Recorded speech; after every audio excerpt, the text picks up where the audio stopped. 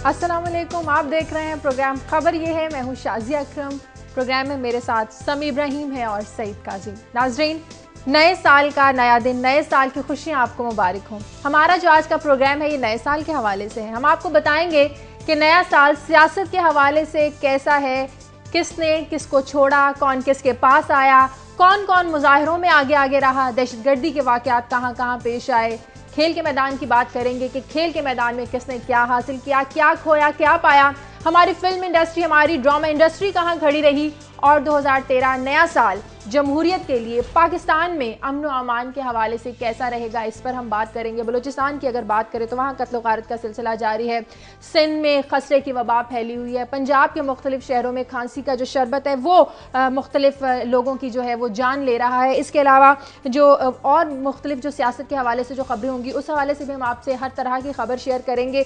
समी साहब से पूछेंगे कि इंटरनेशनली पाकिस्तान के जो दूसरे ममालिक के साथ ताल्लुकात हैं वो किस तरह उतार चढ़ाव का शिकार है। इन तमाम खबरों को हम देखेंगे नए साल के तनाजुर के हवाले से कि नए साल में हालात ऐसे ही रहेंगे या कुछ बदले बदले हमें नजर आएंगे। तवक्को क्या की जा सकती है।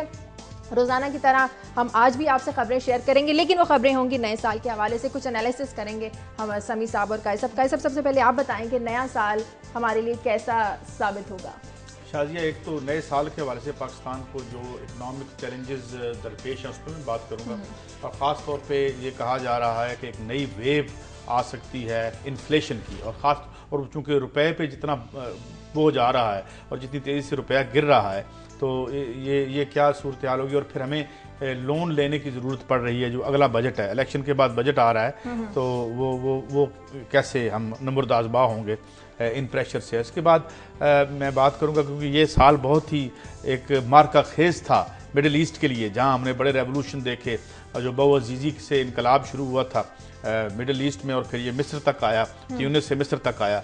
तो वहाँ पे अब क्या है कि ट्यूनिस में तो जो नतीजा निकला है फिलहाल वो ये है कि मुबैना तौर पर MI5 के जो हैं गनूची वो बरसर इक़्तिदार आ गए हैं। इधर भी प्रो अमेरिका जो है असल में शक्ल सामने आ गई अख़वान मुस्लिमून की ये है। मगर क्या ये यहाँ रुकेगा, क्योंकि वो कंट्राडिक्शन समाज में और मैशत में मौजूद हैं जिसकी बुनियाद पर ये रेवोल्यूशन बपा हुए थे। फिर बहरीन में जो हुआ वहाँ भी मूवमेंट जो है वो उठ रही है और कभी बैठ रही है ये। और इस पर बात करेंगे कि मिडिल ईस्ट का जो इनकलाब है वो किस समत जाएगा इस 2013 में। और फिर शादी, जिस तरह हमने कल भी बात की थी कि अमेरिका और यूरोपियन यूनियन का जो क्राइसिस है ये बढ़ता चला जा रहा है। कल तक या ये फैसले जो अहम फैसले वहाँ होने हैं, लेकिन हम ये देखेंगे कि इसमें ये जो मैशतें जिनके बारे में कहा जा रहा था, चाइना है या ब्राज़ील है या इंडिया है, इन पे बड़ी उम्मीद थी कि डी कपलिंग होगी और जब वो बड़ी मैशतें गिरेंगी तो ये शायद वर्ल्ड की मैशत को खींच के बाहर ले आए। ऐसा कुछ नहीं हुआ।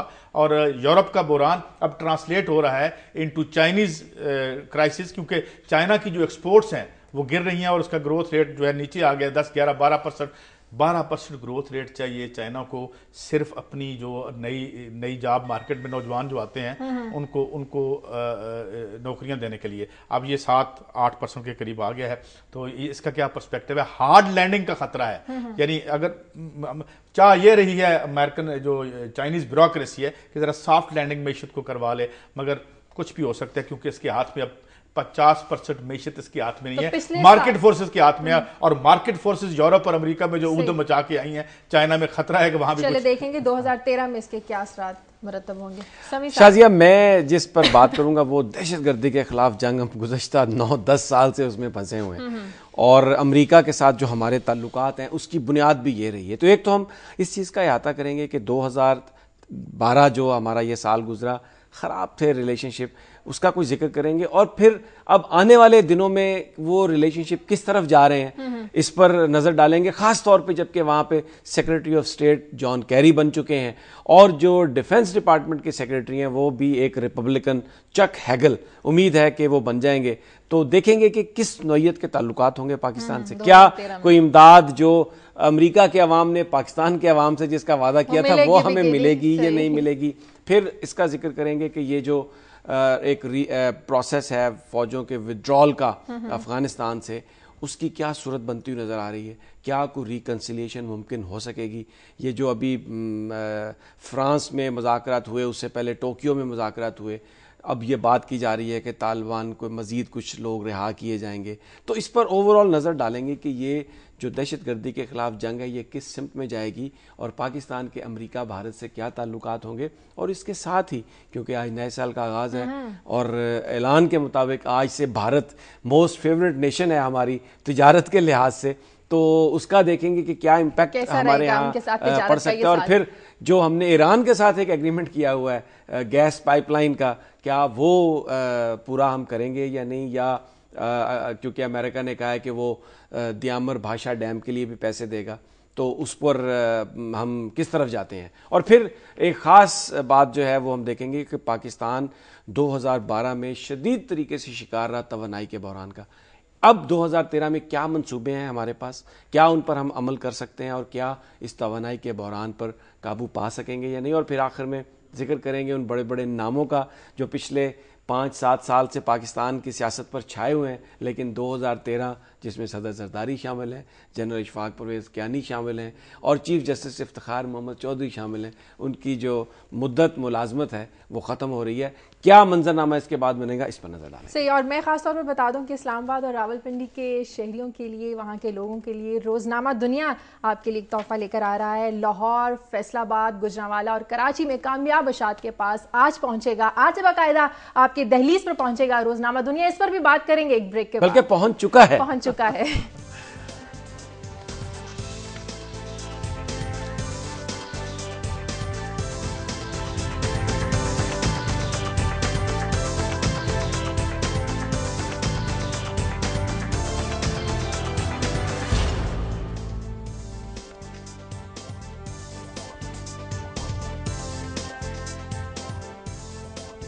ब्रेक के बाद खुशामदीद। सबसे पहले सियासत के लिहाज से देखते हैं कि सियासत के लिहाज से 2012 कैसा साल रहा।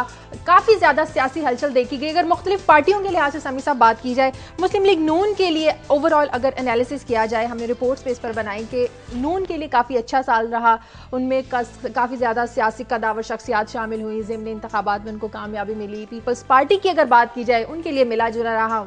बकौल समी काजी साहब के गैस का बहरान, बिजली का बहरान काफ़ी ज़्यादा तनकीद का निशाना बनते रहे। कि 2013 में कुछ तब्दीलियां और आ सकती हैं। देखिए 2012 पर अगर हम, जैसे आपने बड़ा राइटली पॉइंट आउट किया कि मुस्लिम लीग नून इब्तदा में जब इमरान खान का एक बड़ा जलसा हुआ था तो ऐसे लग रहा था कि शायद वो चली गई है, थोड़ा उसका ग्राफ डाउन हुआ है और पॉलिटिकली वो एक कमज़ोर जमात के तौर पर सामने आई। लेकिन फिर हमने ये देखा यकायक कि इमरान खान साहब ने कुछ ऐसे सुनामी किस्म के डिसीजन लिए। उन्होंने हर उस आदमी को अपनी पार्टी में शामिल कर लिया जो माजी का नुमाइंदा था, जो स्टेटस को की अलामत थी, जिस पर करप्शन के बड़े बड़े चार्जेस थे, उनको अपने साथ मिलाया और कहा कि जनाब मैं तो ये लेके आ रहा हूँ इनकलाब। अच्छा, अब उसकी वजह से उनकी वो जो सारी गुफ्तगू थी या जो सारा मैसेज था ना, वो सारा मैसेज डाउन हो गया और लोगों ने दोबारा PMLN की जानिब रुजू किया। अब उसके बाद जो ज़िमनी इंतखाब हुए आखिर में, उसमें उन्होंने देखा कि मुस्लिम लीग नून ने अपनी साख को बहाल किया और इस वक्त सियासी तौर पर वो एक खासी मजबूत पोजीशन में नज़र आ रही है। जबकि उसके मुकाबले की जो पार्टियां हैं, जिसमें पाकिस्तान पीपल्स पार्टी 2012 के एंड में क्राइसिस में आई, जबकि उसमें बतौर सदर सूबाई मंजूर भट्टू का तकर्रर कर दिया गया, जिसके बाद उससे पहले उनको वो जो यूसुफ रज़ा गिलानी साहब घर भेजे गए, फिर खोसा साहब को तब्दील करके तो वहां पर वो मखदूम साहब को लाए, तो खासी तब्दीली आई। लेकिन पीपल्स पार्टी के वर्कर्स के अंदर जो एक मायूसी थी उसको दूर करने के इक़दामात नहीं कर सकी पीपल्स पार्टी। और अभी तक पंजाब की हद तक जो वर्कर है 2012 में वो मायूस नजर आ रहा है। और देखना यह है कि अगर 2013 में पीपल्स पार्टी ने अपनी सूबाई क़यादत में कोई तब्दीलियां पैदा ना की और वर्कर्स को साथ मिलाने के लिए कोई ऐसा इकदाम ना उठाए तो पीपल्स पार्टी मुश्किलात का शिकार होगी। इलेक्शन ईयर है तो पीपल्स पार्टी ना चाहते भी वो इकदाम उठाने पड़ेंगे। आखिरी साल तो क्या, अब अगर इलेक्शन होते भी हैं तो 16 मार्च को जो है इन्होंने इसका अनाउंस करना है। अब कितना टाइम रह गया? अब क्या 2.5 महीनों में वर्करों को साथ मिला लेंगे आप? और दूसरी बात यह है कि मैं ये समझता हूँ कि एक सतह पे सारी मोस्टली पार्टीज डिस्क्रेडिट हुई हैं। जो पावर में नहीं है उन्होंने तो नहीं होना था। लेकिन अब देखें, जिस तरह हमने कल बात की थी कि जी वो अब कादरी साहब के साथ MQM जा रही है और ये जो मुस्लिम लीग नून है, बहरहाल ये तो ये ठीक बात है समी साहब की कि कुछ एक सेम्बलेंस ऑफ जो रेस्पेक्टेबिलिटी हमें उसमें नज़र आती है। जो ये, लेकिन पीपल्स पार्टी चूंकि बड़ी पार्टी और बाकी सूबों में इसकी हुकूमत भी है पंजाब को छोड़ के, तो ये अब मुझे नहीं समझ लगती कि ये 2.5 महीनों में वर्कर को फिर से साथ मिला लेंगे। खासा मुश्किल है, ये आप बिल्कुल सही कैसे करेंगे। ये इतना आसान 3 महीनों में आप गैस का बुरान खत्म नहीं कर सकते। आप गैस का बुरान तो अब ना जाने आपको कहां लेके जाएगा। आपने टैप नहीं किए अपने रिसोर्सेज को, 100 से ज्यादा रिग्स आपको चाहिए अगर आपने इस मुल्क से बुरान को खत्म करना है। यहाँ पे जो है वो जो तब्दीलियां आप 4 साल में नहीं ला सकते, 3 महीने में कैसे लेके आएंगे। तो मैं ये समझता हूँ कि बहुत बड़े सवालिया निशानात, और यही वजह है कि जो स्टेक होल्डर्स हैं अभी ये जो शकूक व शुबात पैदा किए जा रहे हैं इलेक्शन के हवाले से। हालांकि मेरे नाचीज राय में इनके पास रास्ता कोई नहीं इलेक्शन के अलावा कि थोड़ा सा एक इलेक्शन हो जाए, फिर एक हनीमून पीरियड आ जाए, थोड़ा सा वक्त और ये गुजार लेंगे। ये मगर क्या है कि इस पे भी कंसेंसस होता नजर नहीं आता बड़े स्टेक होल्डर्स में, जो अभी हमें एक कंफ्यूजन या एक गुमगु की कैफियत लगती है कि भाई करना क्या है आगे इस मुल्क में। यहाँ ये तो नहीं होता रहा ना कि इस मुल्क में इलेक्शन ही जो है वो सब कुछ फैसला होता है उनके जरिए। अच्छा, और पार्टीज की भी बात लेकिन इसमें 2013 जो है ना कुछ और भी बड़े टेस्ट होंगे इसमें। मसलन जो इन पॉलिटिकल पार्टीज के नौजवान फेसेस है ना, जैसे आप देखें कि मरियम नवाज है मुस्लिम लीग नून में, अच्छा हमजा शहबाज है मुस्लिम लीग नून में, पीपल्स पार्टी में बिलावल भुट्टो है, मुस्लिम लीग काफ में मोनस इलाही है, फिर इसी तरह पीपल्स पार्टी जो शहीद भुट्टो ग्रुप है उसमें फातिमा भुट्टो शामिल है। तो बहुत सारे जो सियासी खानवादे हैं, इसी तरह यूसुफ रजा गिलानी के साहबजादे जो हैं अली मूसा गिलानी, तो बहुत सारे जो नौजवान हैं ये अब सियासत में 2013 क्योंकि इलेक्शन का साल भी है तो इसमें वो भरपूर अंदाज में सामने आएंगे। तो उनकी जो सलाहियतें हैं कि कितनी उनकी ट्रेनिंग हुई है, क्या वो बात कर सकते हैं, वो भी एक सामने आएगा। एमक्यूएम की बात करें, एमक्यूएम समझते हैं कि इस साल उन्हें कॉर्नर करने की कोशिश की गई। अल्ताफ हुसैन को तौहीन अदालत का नोटिस हुआ, हल्का बंदियों के फैसले को लेकर वो नाराज है, तो उनके लिए उनको लगता है कि ये साल अच्छा नहीं। वो जो साल के आखिर में उनकी पोजीशन में थोड़ा सा ये फर्क आया कि अचानक वो एक सुप्रीम कोर्ट से नोटिस भी आया, लेकिन अब उन्होंने जो ताहिरुल कादरी साहब के साथ मिलकर ये कहा है कि हम करेंगे लॉन्ग मार्च करेंगे, उसने एक नई हलचल जरूर पैदा की है।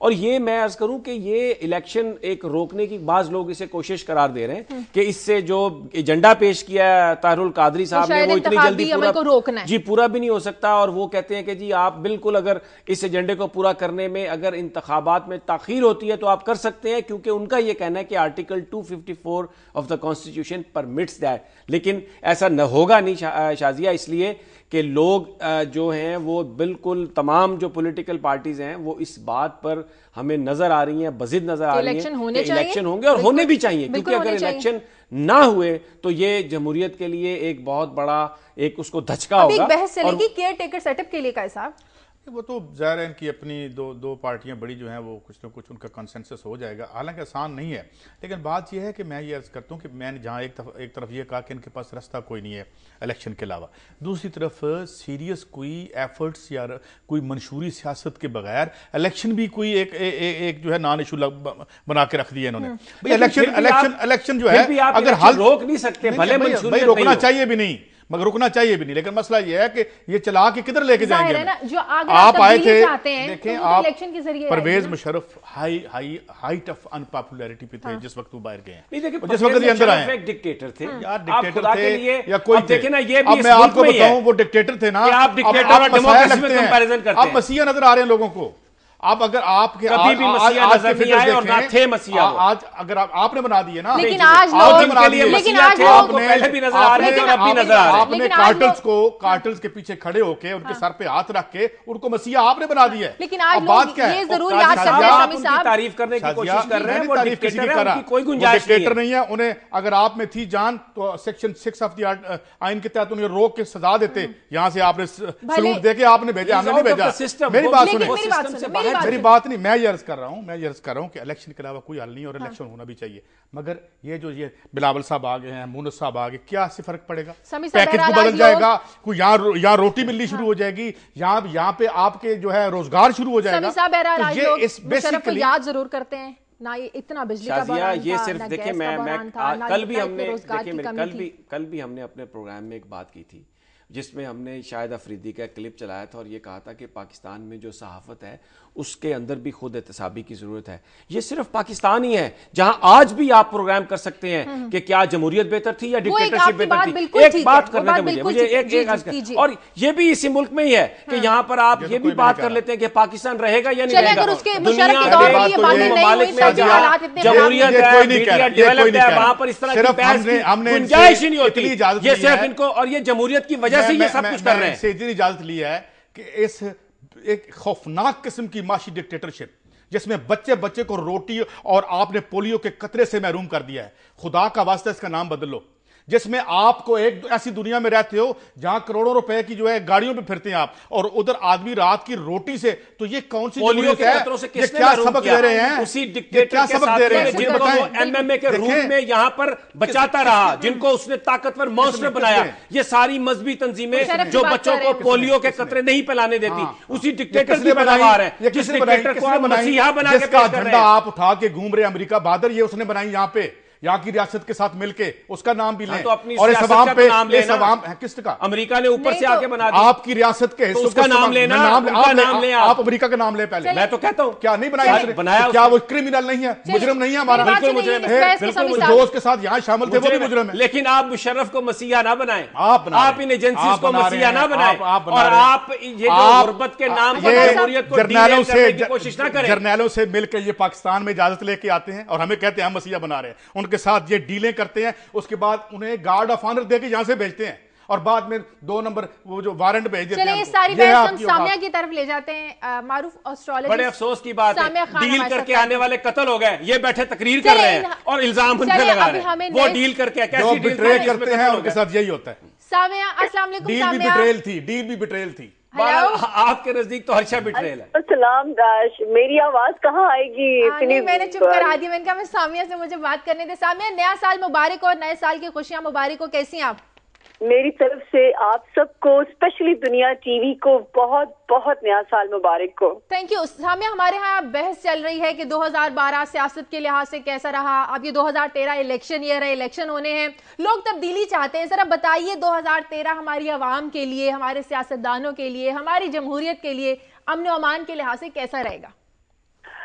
शाजिया, पहले 6 महीने थोड़ा सा हमारा इम्तिहान अभी चलेगा, क्योंकि कुछ ऐसी चीजें होंगी जो अवाम में बेचैनी फैलेगी। इवन सियासतदानों को भी समझ नहीं आएगी कि रुख किधर का करें। ठीक है, ये कुछ अजीब सी नफसा नफसी सी आने वाली है। और स्पेशली जनवरी अगर खैरियत से गुजर जाता है तो इलेक्शन होते हुए नजर आते हैं, अदरवाइज इलेक्शन का होना नामुमकिन सी बात नजर आती है, क्योंकि ये अभी जनवरी ही वाजे कर देगा। और जो मैंने पहले भी कहा था कि दिसंबर और जनवरी, मैंने क्योंकि दिसंबर में जो प्रोग्राम रिकॉर्ड कराए थे आपके चैनल पे भी, मैंने 12-12 की प्रेडिक्शन में कहा था कि ये 2 महीने जब खैरियत से गुजर जाएंगे, इसमें कुछ बड़ा मेजर ब्रेक थ्रू होने के चांसेस हैं। अच्छा, आप क्या कहती हैं कि इलेक्शन होंगे? देखिए, यही समझ में नहीं आएगा। मैं आपसे कह रही हूँ कि अल्लाह ना करे दिसंबर जैसे खैर से गुजर गया, इसी तरह अगर जनवरी भी खैरियत से गुजर जाएगा तो फिर इलेक्शन होने को नहीं। सामिया, सियासी हलचल तो रहेगी, जोड़ तोड़ भी जारी रहेगा, लोगों का आना जाना भी रहेगा, इल्जामात की सियासत भी जारी रहेगी। सवाल तो ये कि इलेक्शन होने चाहिए। शाजिया, जो सबसे अहम बात है वो ये है कि जो बड़ी एक मेजर बात है कि एक इस्लामिक रेवोल्यूशन एक्सपेक्टेड है। ठीक है, और बहुत सारी पार्टीज जो है वो एक साइड पे इनको एक मेजर अलायंसेस करने पड़ेंगे, जो मैं पहले भी कहती हूँ कि प्रोबेबली मैं नून लीग और इमरान खान को भी एक इत्तेहाद में कायम होता हुआ देखती हूँ आगे आने वाले वक्त में, क्योंकि एक जो आपको मैं बताऊं, जो एक मेजर तब्दीली आने वाली है, जिस नारे के तहत इस मुल्क को हासिल किया गया था, उसका सफर इस साल शुरू होने जा रहा है। अच्छा। और 2013 और 14 उस ख्वाब को पूरा करेंगे जो कि अल्लामा इकबाल ने देखा और जिस नारे के तहत कायदे आजम ने पाकिस्तान को हासिल करने की जंग लड़ी थी। तो इंशाल्लाह ये जरूर है कि अवाम के लिए खैर की खबरें हैं, लेकिन शुरू का साल इतनी नफसा नफसी है 6 महीने कि समझ नहीं आएगी। इवन मैंने आपसे कहा ना कि सियासतदानों को भी समझ में नहीं आएगी। बड़ा एक अजीब गरीब सा टाइम शुरू होने जा रहा है। अच्छा सामने ये बताइए कि आप नजर है आपके सितारों पर, कौन सा सियासतदान है पाकिस्तान का जिसको आप देख रही हैं कि जिसके सितारे बहुत अच्छी सिमत में जा रहे हैं? देखिए, मैं किसी स्पेसिफिकली किसी बंदे का नाम नहीं ले सकती। मैंने आपसे कहा ना कि इस तरह किसी भी पार्टी का मेजर रूल नहीं नजर में आ रहा। अभी भी पार्टीज को अलायंस करना पड़ेगा और ये इत्तेहाद आप बनता हुआ देखेंगे, क्योंकि ये मेरी प्रेडिक्शन है। मैं तो ख्वाहिश का इजहार भी है कि जो हो मुल्क के लिए बेहतर हो, लेकिन कोई भी मेजर कोई भी पार्टी पावर में आती हुई सब नहीं नजर आ रही। इनको अलायंस करके ही अगली गवर्नमेंट जो है वो शेप अप करनी पड़ेगी। अच्छा, अब आखिरी बात पूछते हैं, ये बताइए कि गर्मियों में लोड शेडिंग होगी या नहीं, सितारे क्या बताते हैं? अरे थोड़ा सा बहरान बढ़ेगा, जो स्पेशली जो है रुपया हमारा थोड़ा सा भी और डीवैल्यू होगा। लेकिन इंशाल्लाह मैं आपसे एक डेट, अब फाइनल डेट है ये, जो कि मैं 3 साल से लोगों को दे रही हूँ। इस साल मैं डेट दे रही हूँ, वरना मैं साल दिया करती थी। 26 जून 2013 से जो आने वाली स्ट्रैटेजीज हैं, कम से कम हमारा मुल्क जो है वो अपना एक स्टेबिलिटी की तरफ इसका सफर शुरू हो जाएगा। माशाल्लाह, वेरी गुड। अल्लाह आपकी जुबान मुबारक करे। अल्लाह आपकी जुबान मुबारक करे। काई साहब, ये तो बहुत अच्छी खबर है कि 26 जून के बाद खत्म होने वाले हैं, कुछ हालात बेहतरी की तरफ जाएंगे, दूर होने वाले हैं। आगे कुछ और खबरों पर भी बात करेंगे। दहशतगर्दी के लिहाज से 2012 कैसा रहा और मुख्तलिफ मैदानों में पाकिस्तान ने क्या खोया क्या पाया, आपको बताएंगे एक ब्रेक के बाद।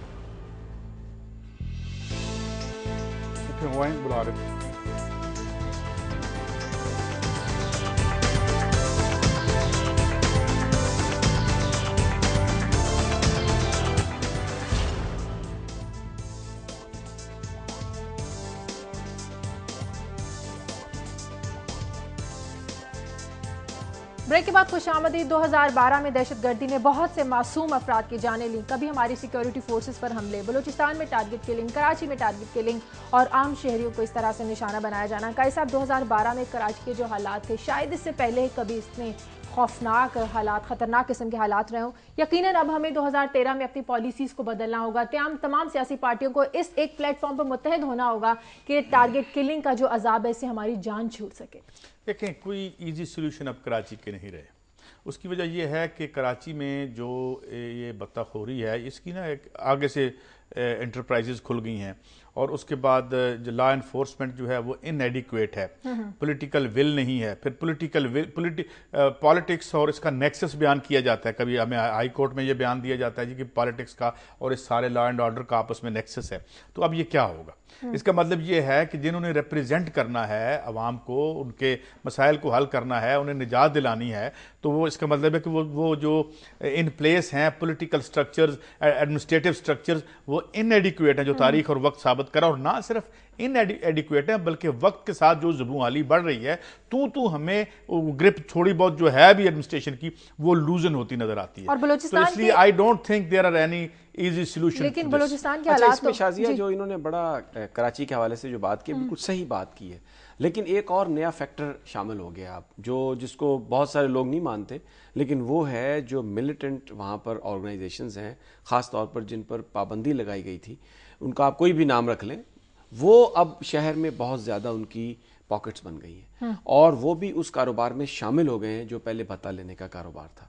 बल्कि अब तो वो एक जो लड़ाई हो रही है, वो एक लड़ाई ये भी है कि जो पहले वहाँ पर जो पावर में थी जो कंपनियां, उनके मुकाबले में ये लोग आ गए और ये पर्चियां दे रहे हैं कि अगर आपसे कोई भत्ता मांग रहा है तो हमें बताएं, क्योंकि भत्ता तो हमने लेना है, आप किसी और को क्यों दे सकते हैं? तो आम आदमी जो है ना, उसके 2012 में मुश्किलात में इजाफा हुआ और जो बज़ाहिर इस वक्त रिसोर्सेज की तकसीम है, उसमें मुझे ये लग रहा है कि कराची में जाके हालात ज़्यादा ख़राब होंगे। कराची के लोगों के ऊपर अल्लाह ताला उनकी मुश्किलात आसान करे, कम करे, लेकिन बज़ाहिर ऐसा लग रहा है जिस शहर में 4000 बंदों पर एक पुलिस वाला हो तादाद के लिहाज से, और उनमें से भी अक्सरियत प्रोटोकॉल ड्यूटीज पे लगी हो, तो वहां पर शहरियों को अमन, उनके तहफ़्फ़ुज़ का अंदाजा आप लगा सकते हैं। ये ह्यूमनली मुमकिन ही नहीं है। ये तो एक बात है ना, कल हम बुखारी साहब से बात कर रहे थे, साद बुखारी जो हमारे नुमाइंदा है, जब इसी स्टोरी पे बात हो रही थी, जो समी साहब कह रहे हैं, तो वो कहते हैं जी कि पुलिस वालों को कहते हैं पकड़ो, तो वो कहते हैं जी ऊपर से फोन आ जाता है। अब भाई ये ऊपर कौन है, हमें इस ऊपर के बारे में आवाम को बताएं ना। तो फिर इसका मतलब ये है कि ये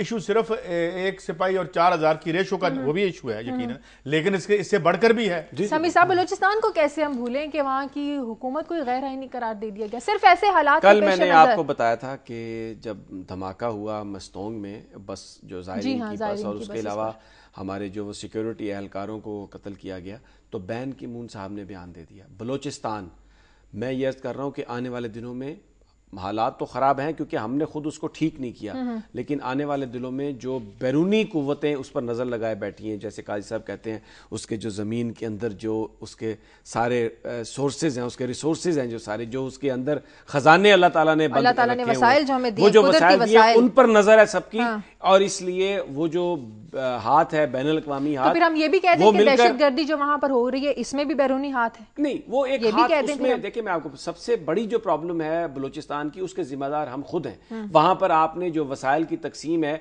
वो उस तरह से नहीं की, और फिर उन लोगों को जो पार्ट ऑफ द प्रॉब्लम थे, यानी आपने गुज़श्ता 20, 25, 30, 40 साल में सिर्फ सरदारों को ही अशिया प्रोवाइड की है और सरदारों को ही तमाम वसाइल दिए हैं, आम आदमी को कुछ नहीं दिया। और अब यही सरदार, इनको पैसे दूसरी जानिब से ज्यादा मिलने नजर आ रहे हैं, हिस्सा ज्यादा मिलता हुआ नजर आ रहा है। तो ये बात तो मान गए ना, आपकी बात जो आपने बात की थी, यहाँ पे मैं अर्ज कर चुका हूँ, दो किस्म की प्रॉक्सी वॉर्स चल रही हैं। एक चाइना और अमेरिका की है, पैसिफिक रिम में जो उनकी एक डोमिनेशन की लड़ाई है, और साथ ही ईरान और सऊदी भी है। अंदर समी साहब ठीक फरमा रहे हैं, अंदर गुंजाइश होगी तो बाहर वाले आएंगे ना, लेकिन वो भी हैं। और यही जिसे हम अर्ज कर चुके हैं कि सबसे बड़ी बदनसीबी बलूचिस्तान के लोगों की वो दौलत बन गई है, लाअंदाज दौलत जो उनके पहाड़ों में और जमीन के नीचे छुपी है। मगर हम कहाँ हैं? हम क्यों नहीं उसे टैप करते? और हम अपनी ये जिल्लत जो है, हम सिर्फ ये बलूचिस्तान के जो हैं ज़खायर हैं, ये इतने ज़्यादा और इतने बड़े हैं कि हम कई नस्लों को यहाँ संवार सकते हैं अगर प्रोग्रेसिव रूलिंग क्लास हो। ये ना बैठे हों जो तौकीर सादों को भगाने वाले ना हो, यहाँ काम करने वाले हों। यहाँ दौलत की कमी नहीं है, किसी नेमत की कमी नहीं है, यहाँ चोरी चकारी की ज़रूरत नहीं है अगर निज़ाम ठीक हो। अभी जिस तरह से मैं बात हो रही थी कल परसों के, ये जो आपका वजीरिस्तान है, यहाँ पे बहुत मिनरल्स हैं यहाँ पे जो है, लेकिन हम वहाँ जंग करी जा रहे हैं, तो बहुत बड़े मिनरल्स हैं। आप ऊपर से जो है वो तलाश कर लेते हैं जो आपके पास कैपेबिलिटीज। चलें कुछ उन मुजाहिरों की, उन एहतजाजों की बात कर लें जो एहतजाज हुए, यंग डॉक्टर्स ने किए, असातिज़ा ने किए, स्टूडेंट्स ने किए, रेल मुलाजमीन ने किए। अब उम्मीद है कि ये एहतजाज होते हुए नजर नहीं आएंगे, क्योंकि हर पार्टी हर एक को उसके हुकूक देने की पूरी कोशिश करेगी, क्योंकि उसको अपना वोट बैंक गुफ्तगू में देने की कोशिश करेगी, गुफ्तगू में देने की कोशिश ऐसे होंगे, तकारीर ऐसी होंगी। ये देखिए, ये तो आपने उन शोबों का जिक्र किया जो डॉक्टर, इंजीनियर या जो नर्सेज, टीचर्स, स्टूडेंट्स। मुझे आप ये बात बताएं, वो जो एक आम आदमी है, जो किसान है बेचारा जाके फसल बो रहा है, या एक गरीब आदमी है, मजदूर है जो दिहाड़ीदार है, उसकी तो कोई तंजीम नहीं है, उसने कोई मुजाहरे नहीं किए, तो इसका मतलब है उसके मसाइल नहीं है। क्या उनके मसाइल पर आप तवज्जो नहीं करेंगे? इस मुल्क में शाजिया, जैसे काजी साहब हमेशा कहते हैं, जो पावर्टी की जो लकीर खींची गई है, अभी भी जिक्र कर रहे थे कि 125-26 रुपए दिन के जो कमाता है, कहा जाता है कि वो गरीब नहीं है। आप गुजारा कर सकती हैं 125-26 रुपए में? ये जो पाकिस्तान के अंदर जो मुआशी मामलात है, जो प्रोग्राम के आगाज में जिसका इन्होंने जिक्र किया काजी साहब ने, कि कोई हमें उस हवाले से, मैं आपको दयानतदारी से बताऊं, मैं बड़ा ऑप्टिमिस्टिक आदमी हूं, लेकिन मुझे कोई ऐसी उम्मीद नजर नहीं आती कि ये मसाइल बिल्कुल हल हो जाएंगे आगे चलकर। नहीं, मुझे तो ये भी नजर नहीं आ रहा कि क्या हम सही सिमत आर्जी तौर पर हल करने की कोशिश तो की जा सकती है। कोशिश वोट बैंक मजबूत नहीं करना, नहीं कोशिश, वोट बैंक कैसे आप मजबूत करेंगे? आप सिर्फ नारों से ही मजबूत कर सकते हैं। आपके पास वसाइल ही नहीं है, आपके पास है ही कुछ नहीं, आपने चीजें टैप की हुई हैं अपनी। आप जाएं बलूचिस्तान का सीना चीर कर, खोद कर उसके अपने वसाइल निकालें, आप सारे कर्जे अदा कर सकते हैं, लेकिन आप वो काम कर ही नहीं रहे। मैं और काजी साहब किसकी तरफ देखें? हम किसकी तरफ देखें? काजी साहब मैं अर्ज कर देता हूं, किसकी तरफ देखें। बात सुने, 2000 जो ये साल गुजरा है 12, इसमें बड़ी मार्कतुल आरा बातें भी हुई हैं, सारी नेगेटिव बात थी, और सबसे बड़ी पॉजिटिव बात हुई है कि अपने हकूक के लिए उन रियासतों में लोग उठ खड़े हुए हैं जिन्हें बज़ाहिर हम बहुत ही समझते थे जिंदगी वहाँ बड़ी आसान है, अमेरिका हो या यूरोप हो, या ये यूनान का इशू था, इटली में, इधर स्पेन में, तो लोग उठ रहे हैं। लोगों को एक रियलाइजेशन हो रही है कि ये जो हमें रिप ऑफ किया जा रहा है, ये जो डेमोक्रेसी के नाम पे हमारी जेब काटी जा रही है, ये कोई 2 नंबर काम है, इसकी रियलाइजेशन हुई है। और इसकी रियलाइजेशन, अच्छा, साथ ही अगर आप मिडिल ईस्ट में देखें, लोग कहते थे खत्म हो गया, मिस्र में आप कुछ नहीं होगा, देखें कितनी वैलियंटली उन्होंने एक और वो मूवमेंट रुकी नहीं है, अभी और चलेगी। तो मैं समझता हूं 2013 में 2 बातें होंगी। एक तो ये बुरान मजीद गहरा होगा, क्योंकि 5 साल तक तो IMF, वर्ल्ड बैंक भी कह चुका है कि आप रिसेशन में रहेंगे। मईशत के लिहाज से और आलमी, चूंकि आलमी मईशत से हमारे अब कोई चीज कौमी नहीं है सिवाय कौमी तराने के। आलमी मईशत है, और आलमी मईशत से जुड़ी हुई सबकी डेस्टिनी। ये मजीद बर्बादी होगी इसकी, और इसमें मूवमेंट्स मजीद उठेंगी, और उसमें सिर्फ एक पॉजिटिव बात है कि अगर लोग उठेंगे यूरोप में, अमेरिका में, मिडिल ईस्ट में अपने राइट्स मांगेंगे तो फिर ही उन्हें राइट्स मिलेंगे। अगर वो ये समझते हैं कि ये थोकिए, ये जेब में जो उनका माल डाल के बैठे हुए हैं, कभी जमहूरियत के नाम पे, कभी डिक्टेटरशिप के नाम पे, वो उनको खुद से राइट्स नहीं देंगे। उनको इस प्रोग्राम का इंग्लिश में ट्रांसलेशन करा के अमेरिका और यूरोप भिजवाते हैं। ठीक है, मुझे ब्रेक लेनी है, ब्रेक के बाद वापस आएंगे तो पाकिस्तान के अमेरिका के साथ ताल्लुकात 2012 में कैसे रहे इस पर बात करेंगे, और साथ ही खेल के मैदान की और हमारी इंडस्ट्री कहां खड़ी रही 2012 में, इस पर भी आपको अपडेट करेंगे एक ब्रेक के बाद।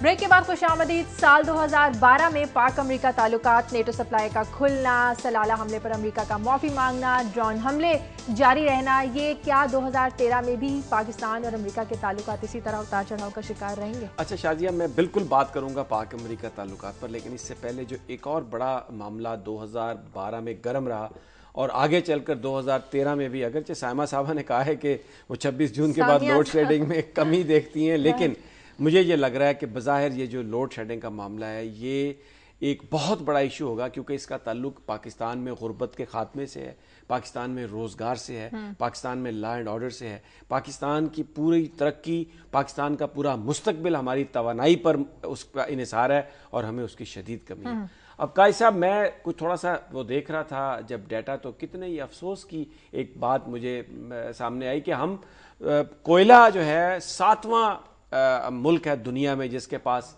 इतने रिजर्वायर्स हैं। मसलन पूरी दुनिया में वो कहते हैं कि 929 अरब टन ज़खायर हैं कोयले के, उनमें पाकिस्तान के पास सिंध में सिर्फ जो है वो 185 अरब टन है, और इस कोयले की जो मलकियत बताई जाती है वो तकरीबन $30 ट्रिलियन है।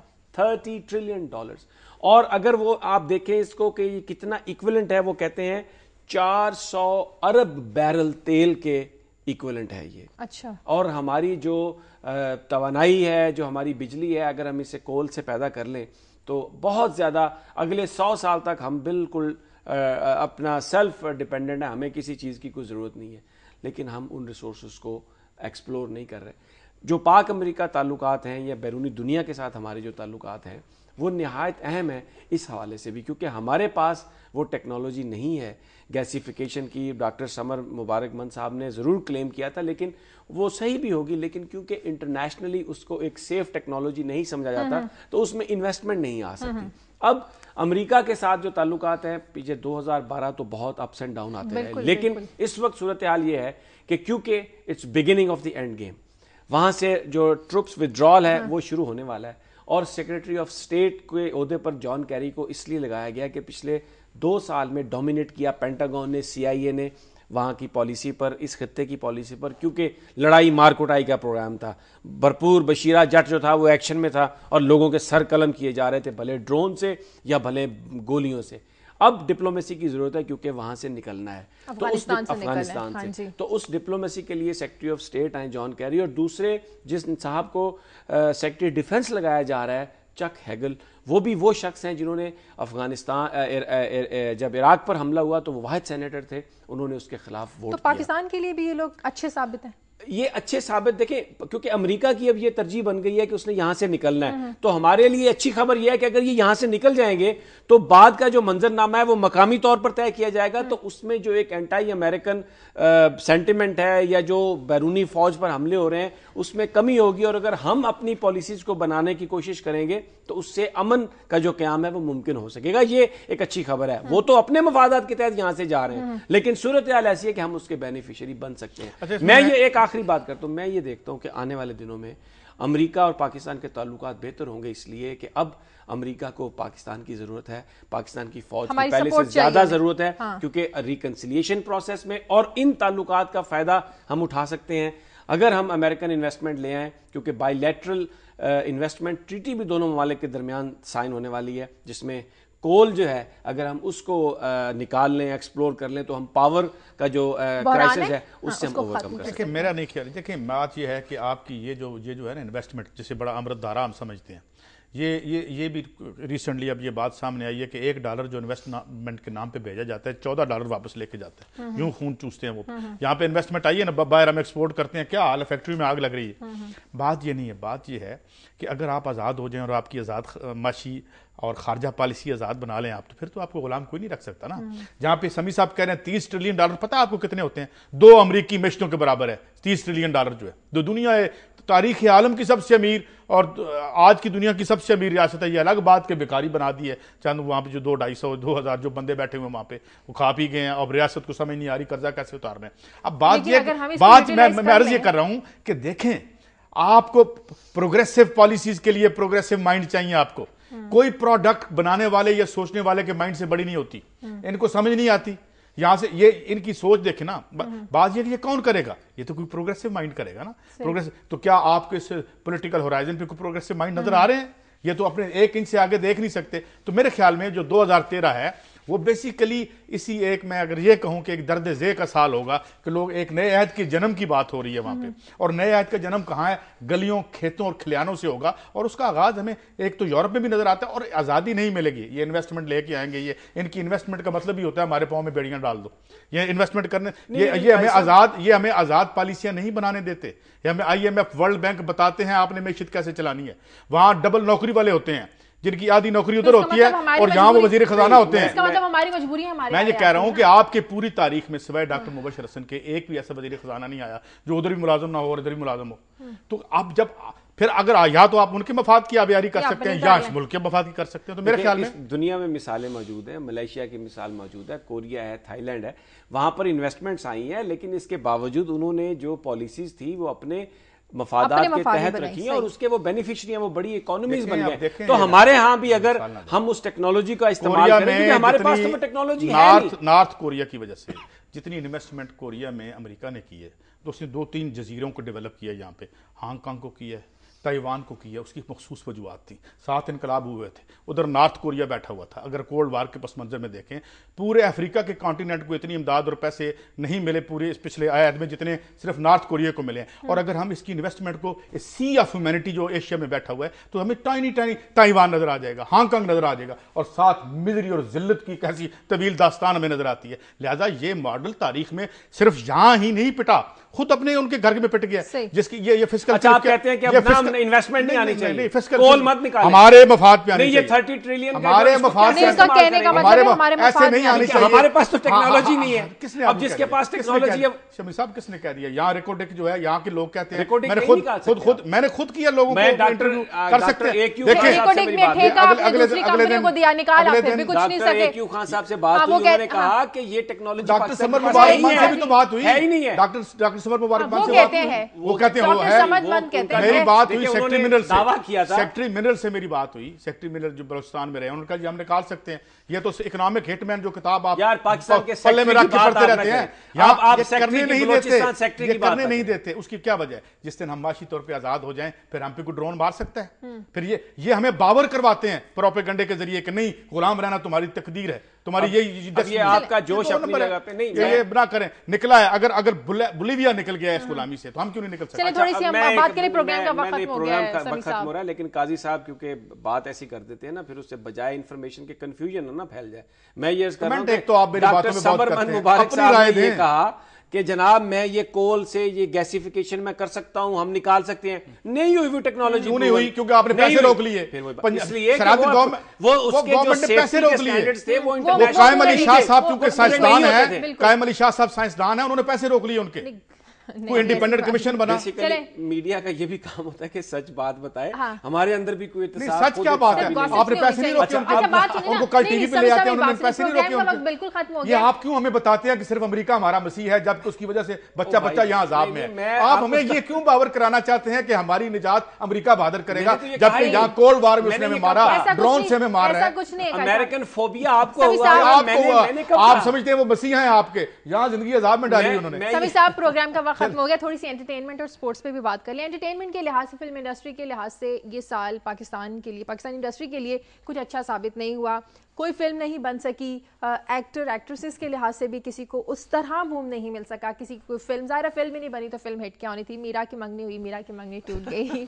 रीमा के लिए अच्छा साबित हुआ, रीमा की शादी हो गई, शादी हो गई और पता नहीं कितने लाख डॉलर का घर भी उसको उन्होंने दे दिया। रीमा के लिए अच्छा साबित हुआ, लेकिन इंडस्ट्री के लिए अच्छा साबित नहीं हुआ, जिंदगी गुजार रही है, क्योंकि मूवी कोई नहीं बन सकी। स्पोर्ट्स के लिहाज से अगर बात करें, अब एंड में आके पाकिस्तान को कामयाबियां मिलना शुरू हुई हैं। क्या कामयाबी T20 में मिली है। देखिए मुझे, मैं पाकिस्तान में कोई इंटरनेशनल टीम यहाँ पर नहीं आती। ये बात है। देख क्रिकेट में, हाँ, बाकी फुटबॉल के लिए आ रही है, हॉकी के लिए आ रही है, हर दूसरे इवेंट के लिए जो इंटरनेशनल टीम आ रही है। मुझे एक पॉइंट बनाने, लेकिन ये पाकिस्तानी क्रिकेट कंट्रोल बोर्ड एक ऐसा अजीब बेदम सा घोड़ा है, लागर घोड़ा है कि जनाब ये किसी टीम को यहां पे नहीं ला सके। हॉकी में टीमें आ गई हैं, मैंने कहा फुटबॉल की मैच खेलने तो आ गई हैं। क्रिकेट में क्यों लोग सेफ्टी पूछे अशरफ जका साहब से, वो आके एक नई हमेशा बात करते हैं जी सिक्योरिटी के, सिक्योरिटी का इशू नहीं है, ये इशू उनकी नाअहली का है कि वो बिल्कुल जो पाकिस्तान में क्रिकेट के जो खेल है इसको फरोग देता हुआ नहीं देखना चाहता। प्रोग्राम का वक्त खत्म हो गया है। काजी साहब, समी साहब, आप हमें फीडबैक दीजिए। खबर@दुनिया TV.tv पर इजाजत दीजिए। अल्लाह हाफ़िज़।